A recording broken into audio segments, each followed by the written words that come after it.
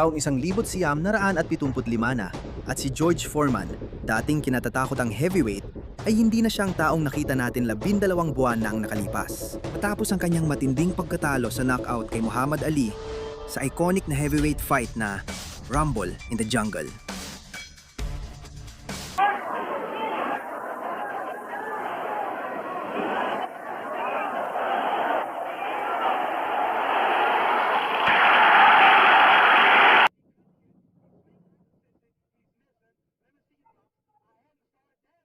Matindi ang depresyong sumunod dito.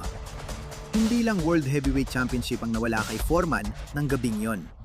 Ayon sa kanya, nawala pati ang pagkatao niya. Dahil bagsak ang kumpiyansa, kailangang maibalik ang reputasyon, naisip ni Foreman ang isa sa pinakakakaibang ideya sa kasaysayan ng boxing. Haharapin niya ang 5 profesional na boksingero. Sa isang gabi, kasama si Muhammad Ali bilang komentador at isang madla na hindi talaga pabor sa kanya, iyon ay isang gabing nakatagdang maalala sa loob ng maraming taon. Bago magsimula ang gulo, mahalagang malaman kung sino talaga ang mga hinarap ni George Foreman. Hindi ito mga madaling kalabang, pinili lang para palakihin ang record niya. Bawat isa sa kanila ay may profesional na kasaysayan at lehitimong dahilan para seryosohin.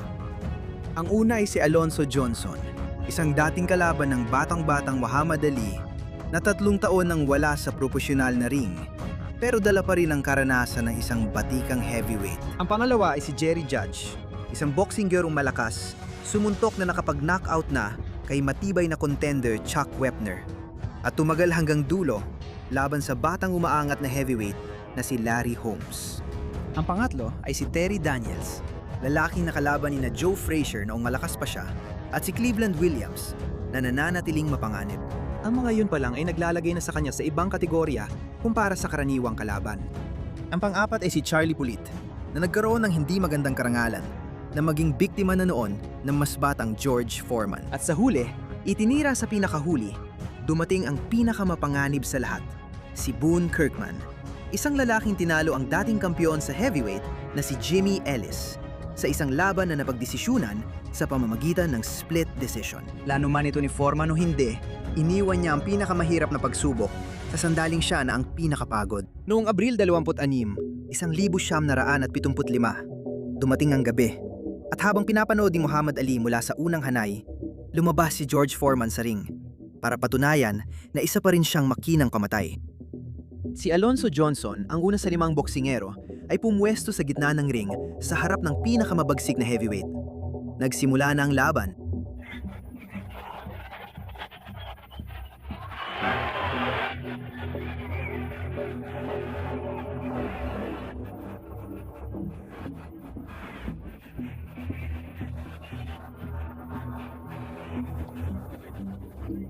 Nagulat sila sa husay niyang gumalaw.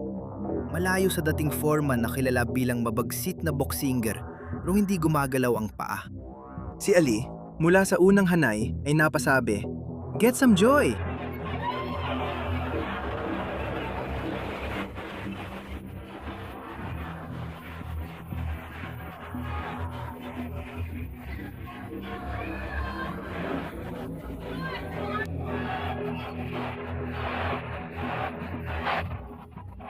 Matapos bumangon ng dahan-dahan, si Johnson ay muling napabagsak sa lona. Makalipas lang ang ilang sandali.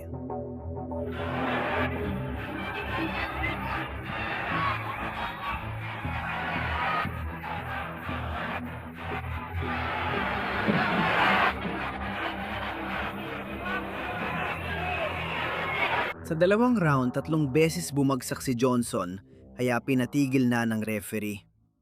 Natapos na ang una, 1 lang ang nabawas. 4 na lang ang natira. Sunod na umakyat sa ring si Jerry Judge at sinabi na ni Foreman ang balak niyang i-knockout si Judge sa unang round.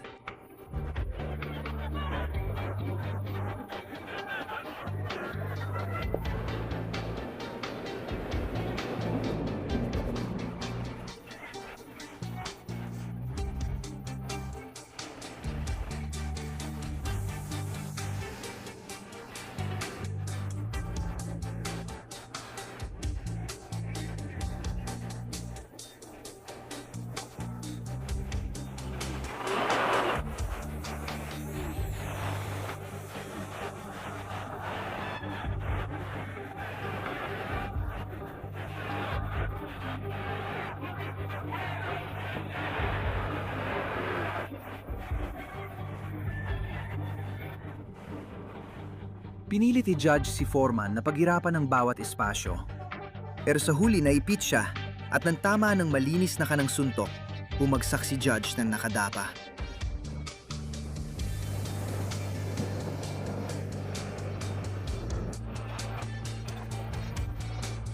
Nakatayo siya bago matapos ang bilang, pero mabilis na lumalayo sa kanyang laban. At nang muling sumugod si Foreman sa kanya sa ikalawang round, pumagit na ang referee at pinatigil ang laban.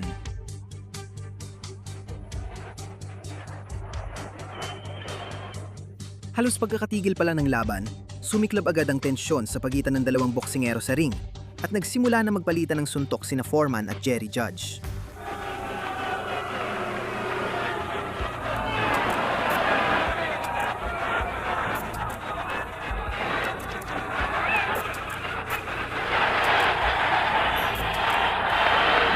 Pagkatapos mapaghiwalay ang dalawang boksinggero at humupa ang tensyon, pumasok si Terry Daniels bilang susunod na kalaban at magsisimula na ang ikatlong laban ng gabi.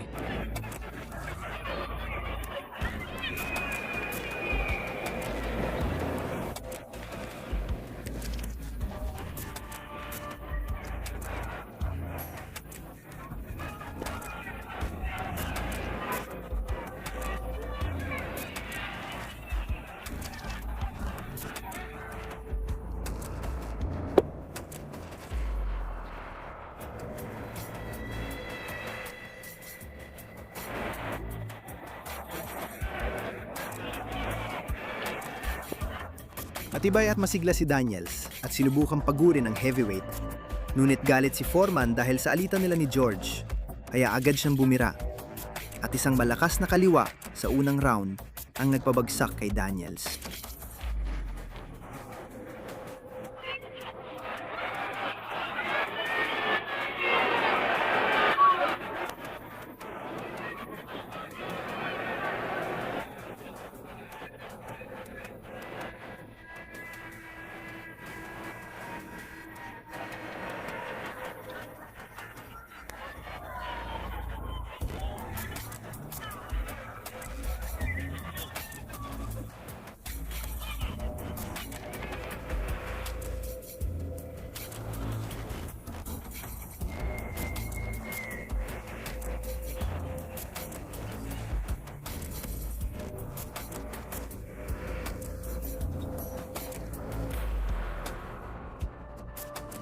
Pinatigil ni Foreman ang laban sa kontrobersyal na paraan at ang desisyong ito ay agad nagdulot ng isa pang gulo, ang ikalawa ng gabing iyon.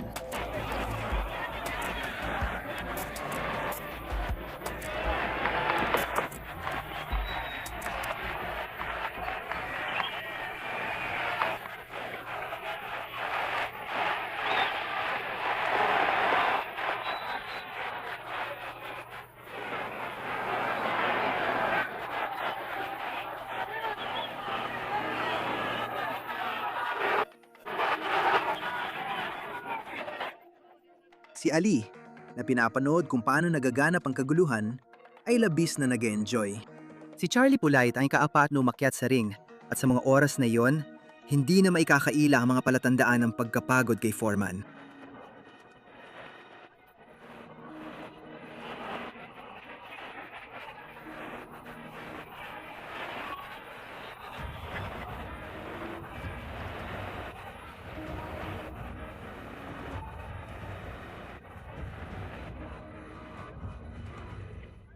Nang mapansin ni Ali ang pagod ni Big George.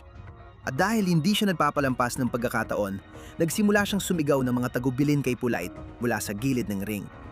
At sa loob ng ilang pambihirang sandali, sumunod si Polite sa kanya.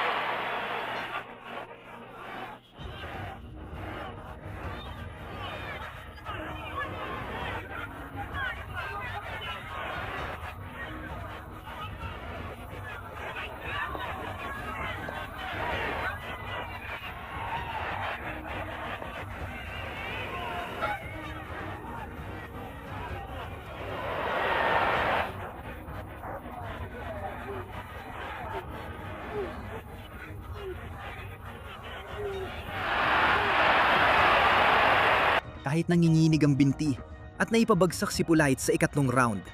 Natapos ni Foreman ang laban hanggang huli nang walang problema. Pero nasubok ang tatad niya sa paraang walang sinuman ang nakahula na magsimula ang gabi. Pinakamagaling si Boone Kirkman sa 5. Mas sariwa at mas mabilis siya. Andang harapin ang pagod na si Foreman para sa huling sayaw.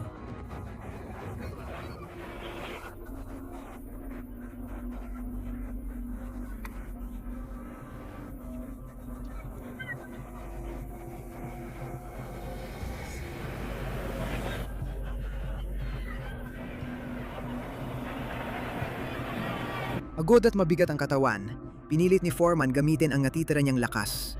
Dahil sa pride at galit at may natagpuan siyang kung ano sa kaibuturan niya.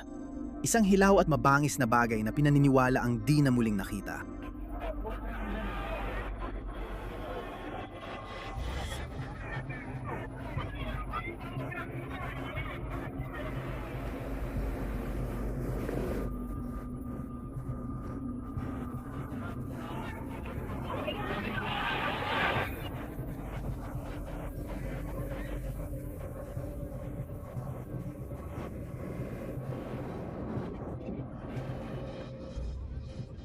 Pinabagsak ni Foreman si Kirkman sa unang round at muntik nang bumagsak si Foreman matapos siyang suntukin ni Kirkman sa gitnang rounds.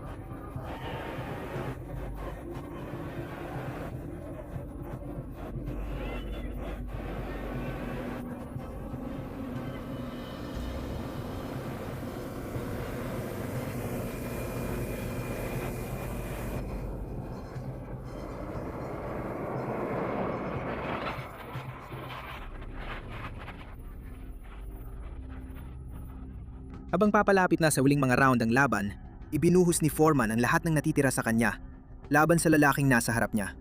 Hanggang sa matumba-tumba si Kirkman. Paika-ikang gumagalaw siya sa ring, pilit na nananatili sa laban. Salamat!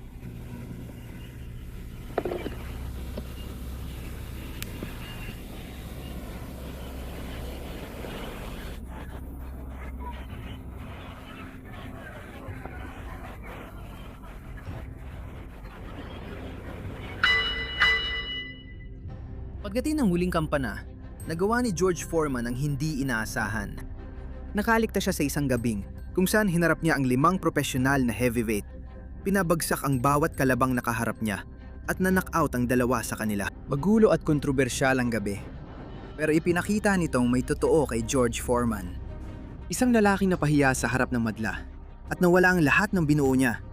Ngunit nagpa siya muling buuin ng sarili sa harap ng madlang nang uuyaw sa kanya. Kasama si Muhammad Ali na natatawa sa gilid ng ring.